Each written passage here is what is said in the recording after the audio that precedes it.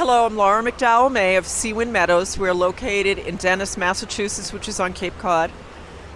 We started our Highland farm in 2006 with 3 registered heifer calves. And my daughters were 8 and 6 at the time, and I'll let them introduce. Hi, my name is Miriam May. I'm Laura's daughter, and I'm a current board of director for the Northeast Highland Cattle Association. Hi, my name is Jackie May. I'm the youngest of the 3 daughters. I'm on the junior board, and I'm also on the social media committee for the American Highland Cattle Association. What originally drew us to the Highland breed was, it was a little unique, was on the conservation land management side. We were in a very highly regulated area that had been overgrown by invasive species. So we had looked into cattle because goats just don't do the trick. And we actually were referred to the breed or advised to check the breed from our local animal rescue organization up in Massachusetts. So we have used the breed initially for reclaiming lands that otherwise we could not touch. The goal actually, it changed. It morphed itself into almost into a lifestyle. Is we originally had the calves for conservation management, and then in raising a family, it was just a wonderful opportunity for our daughters. My husband and I, we just watched our children grow with them, and also it took them into places through 4-H, through local community events, to educate the public. And they may want to say a little bit about that themselves. As a youth, the Highlands really taught me to work hard and work around animals with horns and grow confidence in just being able to work around animals. Taught lots of responsibility, and it's been a lot of fun going all around New England, all around the country, and meeting a lot of people in the industry and being raised by a second community. I would say one of the biggest things I've learned being in the association, especially starting as a youth, is the amount of responsibility that you are expected to have even as a young kid. I think it's honestly such a gift. So even growing up, especially through NECA, the Northeast Association, we're surrounded by some wonderful older mentors. And as a young kid, you're speaking with people that are significantly older than you, but you're engaging, you're having a conversation, you're learning these life stories, and you're looked at as a mini adult almost. And I think that is such a gift on communication styles and being able to just engage with people of all ages. And I think with especially the 4-H program, being able to have a large group of youth that are also interested in cattle or different fields of agriculture, you are given such an array of resources to work on your public speaking skills. And as I was a shyer kid as when I was younger, having those opportunities, you really are able to open up. You learn a lot about yourself, and you're able to learn your reasonings. You're expected to know how to describe your cattle, describe your farm, and be a representation of the breed, your family, and the industry. So I'm very thankful for the Highlands.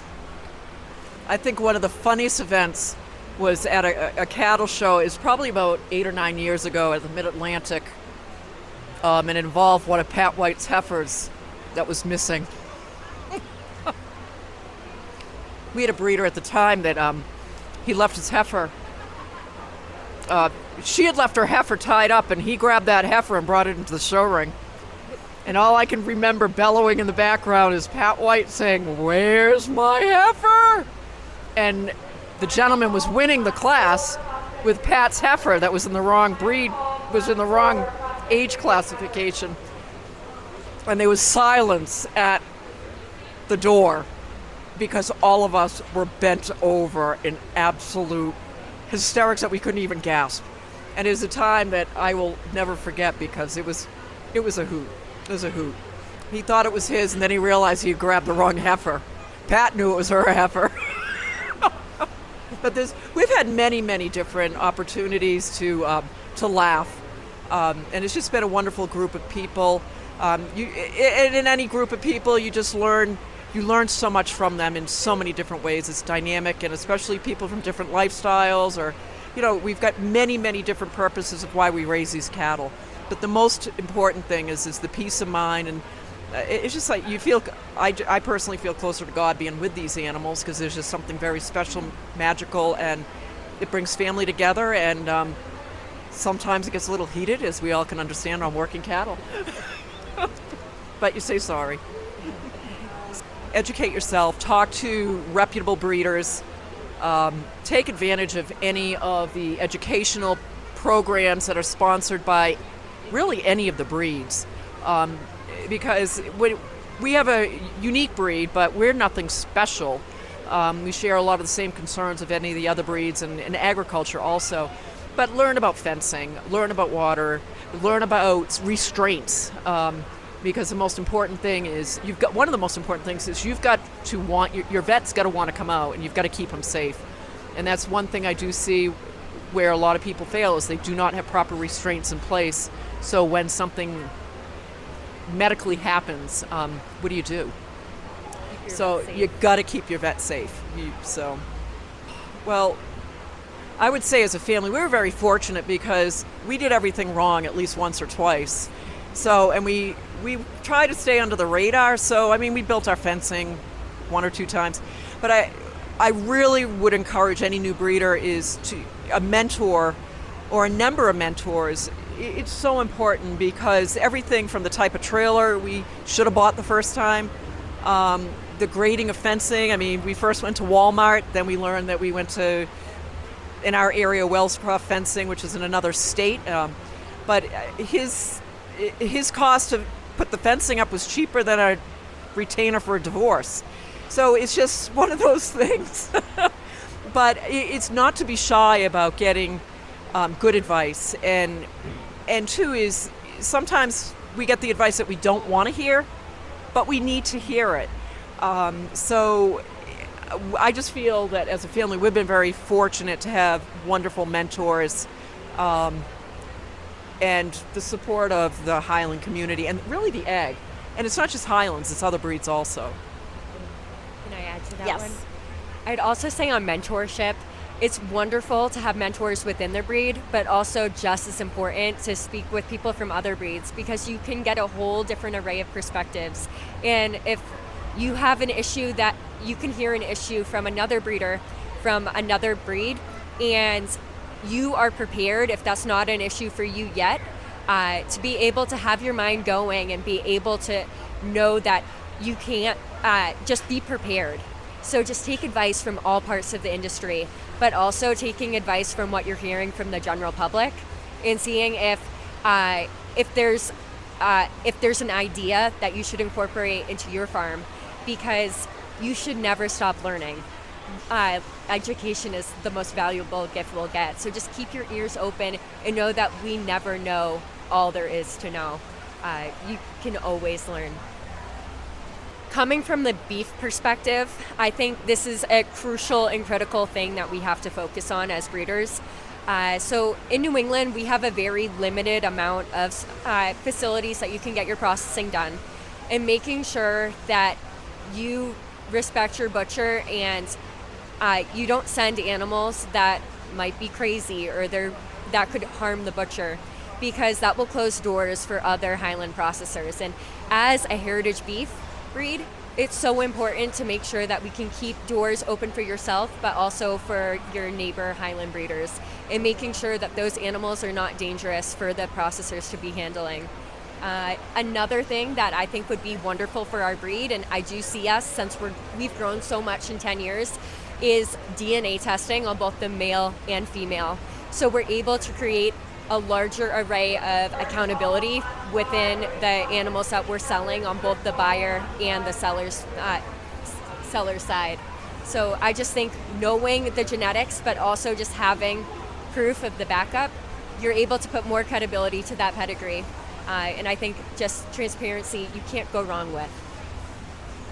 I think where the Highlands have a future, well, one of the many areas, as consumers become more concerned about where their food is coming from, I do think we'll see more homesteaders where we have our small acreage. Maybe you have 2 or 3 animals. The Highland is a real neat breed, and it's something really between raising food, raising your children. I do have, because we have seen it firsthand, issues with there's less processors that will handle or accept our animals for whether it's behavioral or insurance issues. But I think we've got a lot going there. I do have concerns with, the current popularity, because it gives more room for maybe less reputable people to possibly get involved. So I think it puts a duty on all of us to be even show more transparency, to protect and preserve the integrity of our breed. Even myself, when I first heard about this new program, the Parent Verified, I'm first like, is that something, just one more thing I've got to pay a fee for?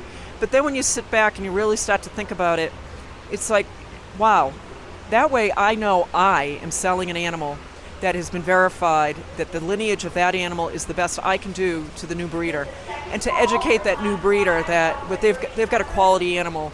And hopefully they'll continue on with that, and whether they choose to breed or just to keep it as a pet, that they can really be proud. But I think as good breeders and reputable breeders, anything that we can do to instill and to really preserve the integrity of the breed it's priceless, because we are only custodians at this time. So let's leave it in a better position than when we found it. What she said. With new breeders coming in, there's just a few things that I think are so important to acquire. Is don't cut corners on good fencing, and there are fence companies that will go out there and work with you, and then also the biggest shortcut I see people is a restraint system. Is even if you just get something as a grooming shoot from a breeder that's coming out, or buying something that you can maybe later use if you're deciding to show. But you've got to keep your vets safe. We have less livestock vets. You need to have them come out when you need them, and you want them to come out, and you want them to return your phone call. But good watering, good fencing, good restraints, have fun, pair up with a reputable breeder, and visit farms. And don't be shy on attending these events. There's a lot to learn, and there's great camaraderie, and there's people of all makes and measures. Enjoy it. We're all different, and we all enjoy and really love the breed. I have something to add. One of the biggest pieces of advice that I would suggest to a new breeder is go to your county extension office, do some soil testing, make sure your animals are getting the proper mineral that they need. And it's also very important, because if you have a friend from another region, their advice is not going to be the same for you. Every county is different. Every different county has a different ecosystem. Make sure your mineral is reflecting that land that you have.